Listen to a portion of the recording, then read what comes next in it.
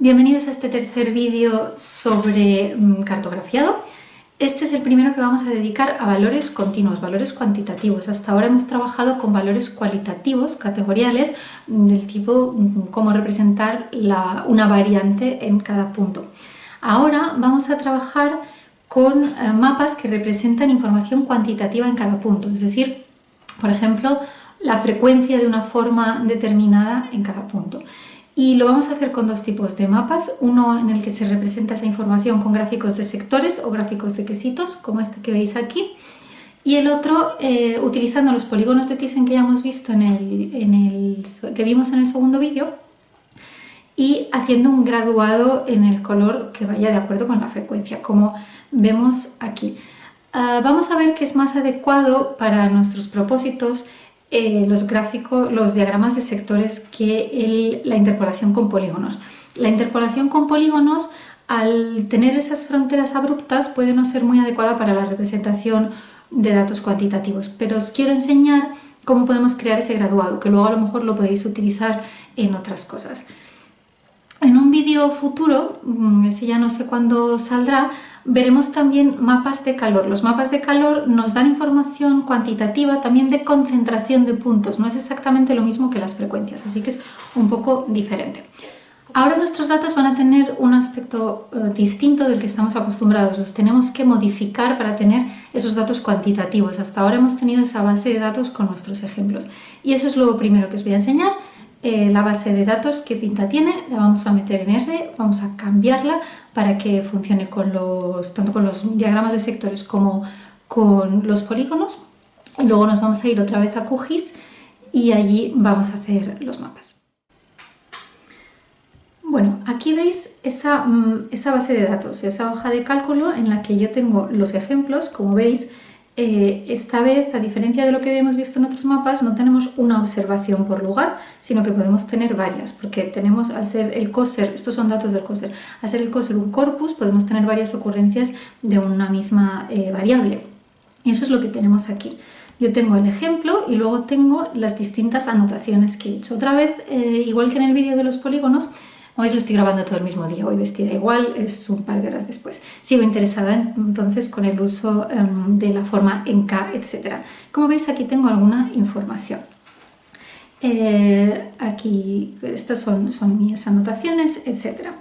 Pero esto no es lo que me interesa. A mí me interesa que esta base de datos cambie de manera que aquí estén cuántos ejemplos de cada cosa que me interesa hay en cada sitio. Y eso es lo que vamos a hacer en R. Así que para ello abrimos RStudio. Si no tenéis ni idea de lo que estoy haciendo, ya he grabado un par de vídeos sobre cómo empezar con R y en el primer vídeo de mapas ya lo utilizamos un poquito. El código que voy a escribir ahora lo volveré a colgar en mi página web, que os voy a enseñar ahora, porque en mi página web, que es esta de aquí, hay este apartado de Resources y aquí hay una cosa para scripts de R. Si funciona, aquí está. Tenéis aquí el script del primer vídeo de mapas que hicimos y aquí esto os puede interesar también. Tengo los archivos para un par de cursos introductorios que he hecho de R. Estos son archivos que ya están explicados y que os pueden servir si estáis empezando con R y queréis aplicarlos a datos lingüísticos. Con todos esos archivos debería ser posible que siguierais el recorrido de esos scripts que ya os digo están explicados. Mi idea es en algún momento hacer vídeos también que comenten o bien estos scripts o unos muy parecidos, pero como tampoco sé cuándo lo voy a poder hacer, si estáis ahora en esto o tenéis tiempo, es un recurso más que podéis tener ahí y ahí es donde voy a colgar también el script que vamos a hacer ahora. Lo primero, veis que ya he escrito algunas cosillas. Tenemos que cargar el paquete del Tidyverse porque voy a trabajar con él. Y luego voy a poner la carpeta de trabajo, el Working Directory, voy a poner aquella en la que tengo los archivos. Tenemos que leer los archivos en los que tenemos esa información y aquí los tenemos. Este es el que os acabo de enseñar, con los ejemplos y las anotaciones, y luego tengo un archivo con las coordenadas del COSER que obviamente tendremos que juntar. Vamos a ver, os voy a refrescar un poco la memoria de cómo era ese archivo que hemos visto. Como veis, este es el que tenemos. Y le vamos a hacer algunas modificaciones. Lo primero que voy a hacer es le voy a dar un nuevo nombre y lo voy a llamar coser_k, porque me va a interesar la forma del sustantivo de la locución, si es casa o es k. Y para ello, lo que voy a hacer, vosotros este código simplemente lo vais a poder ejecutar si todavía no lo entendéis, pero ya sabéis que yo no voy a explicaros cómo usar R exactamente, aunque intentaré hacer vídeos de cuál es la lógica detrás de la programación. Lo primero que vamos a hacer entonces es contar cuántos casos, pero no solo contarlos, sino que quiero contarlos por enclave. Entonces lo primero que hago es agruparlos. Para eso utilizo la función groupby y los voy a agrupar por coser ID, o sea, el identificador de cada enclave. Después de eso ya los puedo contar y eso es lo que me interesa, está en la columna forma. Si hago esto para que veáis lo que ha pasado y ahora ejecuto el archivo que tenemos, ahora ya ha contado todo, lo podéis ver aquí. Lo que pasa es que esto sigue sin ser exactamente lo que queremos. A mí lo que me interesaría no es tener una columna con las distintas formas por cada enclave y cuántas ocurrencias de cada una, sino tener una columna con casa y el número de ocurrencias y otra con k y el número de ocurrencias. Eso lo vamos a hacer con spread, perdonad, esto está mal, así, con spread. Entonces en spread lo que tenemos que poner aquí es primero forma y luego n, si no me equivoco. Vamos a ver qué pasa. Efectivamente. Y ahora, como veis, ya tenemos la tabla como me interesaba. Pequeño problema, tenemos casos en los que no hay ninguna ocurrencia de una de las formas. Estos los queremos sustituir, en vez de que nos aparezca NA, queremos que nos aparezca 0. Y eso es lo siguiente que vamos a hacer. Lo vamos a hacer con un mutate que nos cambia la columna. Y ese lo vamos a hacer usando la función if-else, a la que le decimos cuando la columna K es un NA, que es eso que significa aquí is NA, queremos que pase a ser 0. En el resto de los casos, o sea, if NA, 0, if else, lo que queremos es que siga siendo igual, K. Y esto lo vamos a hacer idénticamente con la columna casa, que aunque ahora no veamos NAs, puede que los haya también. Así que como no lo sabemos, en vez de mirarlo, vamos a ser un poquito cuidadosos. Probamos y ya veréis qué ha pasado. ¿Veis? Ahora ya no tenemos NAs, tenemos 0. Perfecto. Una cosilla más que me interesa, bueno, pues me interesa también tener una columna con los totales, así que la creamos. Mutate no solamente vale para modificar columnas, sino para crearlas de nuevo.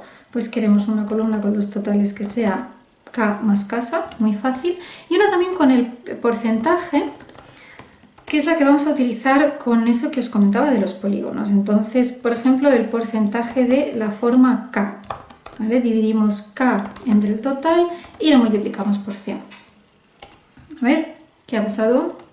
Pues efectivamente, ahora tenemos la columna con los totales, la columna con los porcientos y nos queda una última cosa, la información geográfica. Entonces ahora vamos a unirla a la tabla chords. ¿Cómo hacemos eso? Con un join, en este caso un left join, que lo que hace es que nos va a guardar todas las columnas de la tabla que ya estamos utilizando y a ellas les va a añadir la información geográfica de chords. Como ya tienen un campo en común, que es coser id, nos lo va a decir ahora, ¿veis? Claro, left join es otra cosa. Como veis, dice que lo ha unido usando coser id. Perfecto, ya lo tenemos. Ahora lo único que tenemos que hacer es escribirlo, es decir, sacarlo de R para tenerlo aquí. Hacemos rápidamente, lo vamos a llamar coser_k vídeo, que no se os olvide la extensión, es un CSV, y que no se os olviden los delimitadores, que yo le voy a poner tabuladores. Perfecto.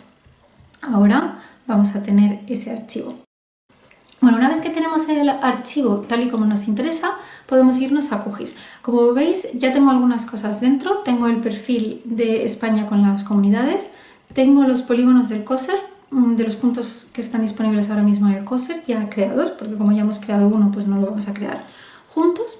Aquí tendríamos el archivo sin cortar, que no nos interesa, y ahora lo que nos falta únicamente es añadir la capa con la información geográfica. Otra vez hacemos clic en este icono y examinamos el ordenador. Como ya estoy en la carpeta en la que debía estar, tenemos aquí ese archivo que acabamos de crear. Lo acabo de crear con vosotros hace unos segundos. Lo abrimos y tenemos aquí que ya ha reconocido que tiene delimitadores personalizados, que es el tabulador, efectivamente, ha reconocido la longitud y la latitud, lo podemos añadir sin más. Si quitamos los polígonos, vemos que aquí están nuestros puntos. Lo primero que vamos a hacer entonces son los diagramas de sectores. Una pequeña cosa, en general los diagramas de sectores no son el mejor tipo de diagrama para representar datos de frecuencias. ¿Por qué?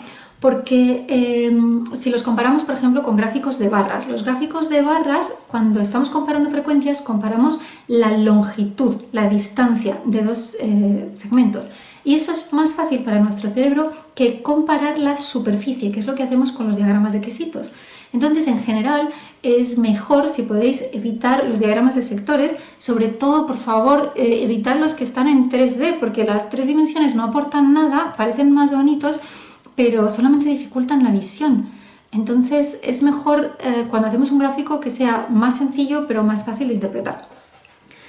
Quitando esta pequeña digresión sobre gráficos de sectores, ¿por qué vamos a utilizar gráficos de sectores en el mapa? Bueno, en un mapa, cuando tenemos pocos valores, como es en este caso, que solo tenemos 2 variantes de una misma forma, K o casa, no es tan difícil ver esas diferencias, ¿no? Podemos interpretarlas fácilmente y además los diagramas de sectores nos dan información relativamente comprimida en el espacio, entonces es más fácil, porque las diferencias en las barras pueden ser muy exageradas, mientras que los diagramas de sectores están comprimidas en una única superficie cerrada, ¿no?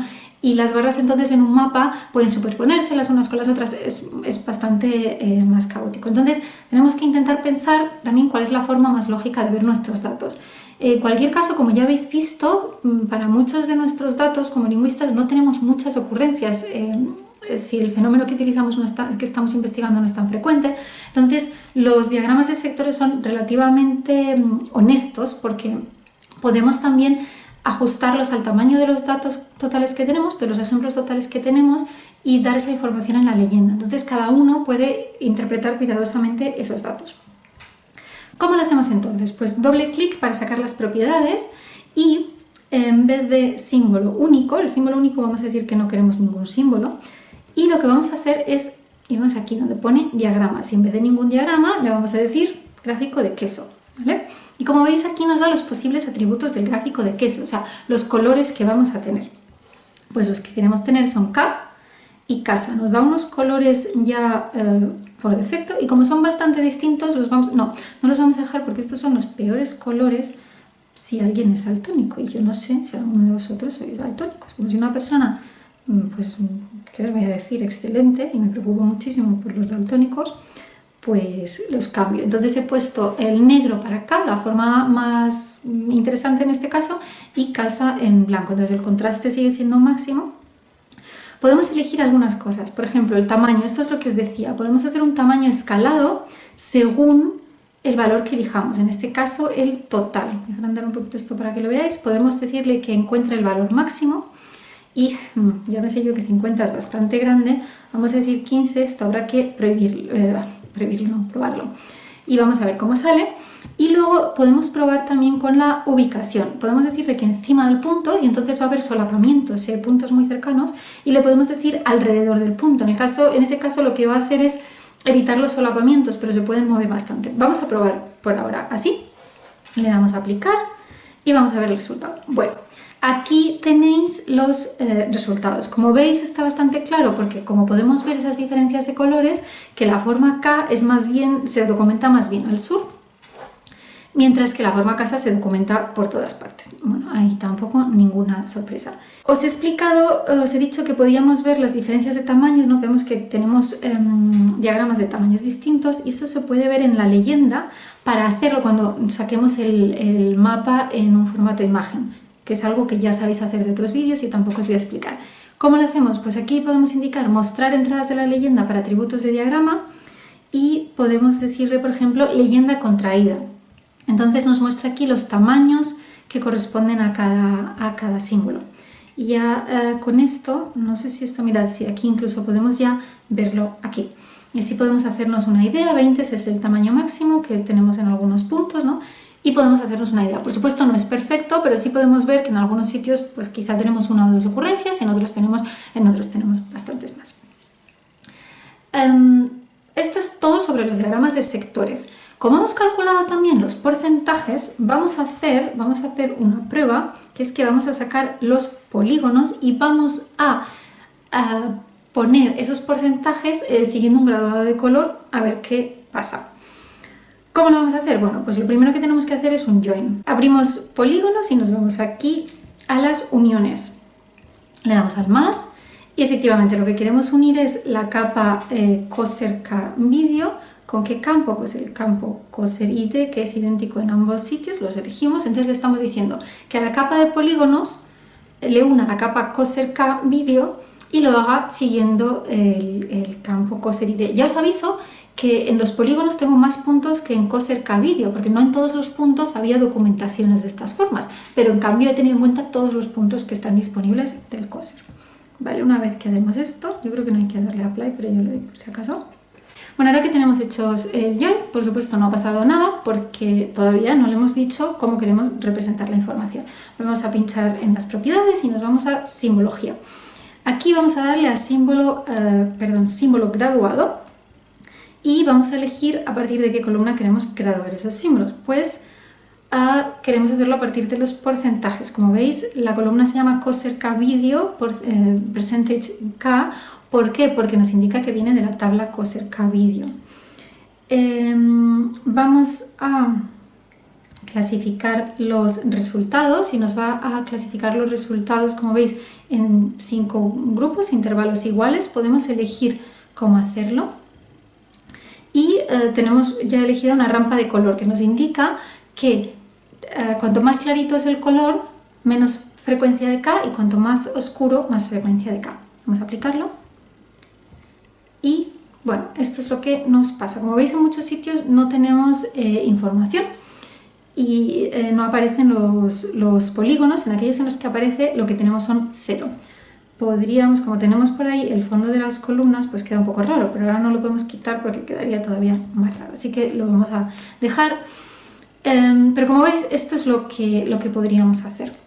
Como veis, no es ideal porque no tenemos tantos ejemplos y eso hace que no quede tampoco un espacio continuo. Pero bueno, así podéis ver una opción cuando tengáis unos datos mejores. Hay otras formas de interpolación que son más adecuadas, como la interpolación IDW, que significa Inverse Distance Weighting, y o sea, tiene unos pesos invertidos según la distancia, pero bueno, eso ya lo veremos. Por ahora espero que con esto os valga para seguir avanzando en vuestros conocimientos de cartografiado en QGIS, que os haya resultado interesante, que os valga para algo, y ya sabéis, si tenéis dudas de cualquier cosa o sugerencias, pues me escribís un correo o un comentario o yo que sé, me mandáis señales de humo, lo que queráis. Eso es. Chao.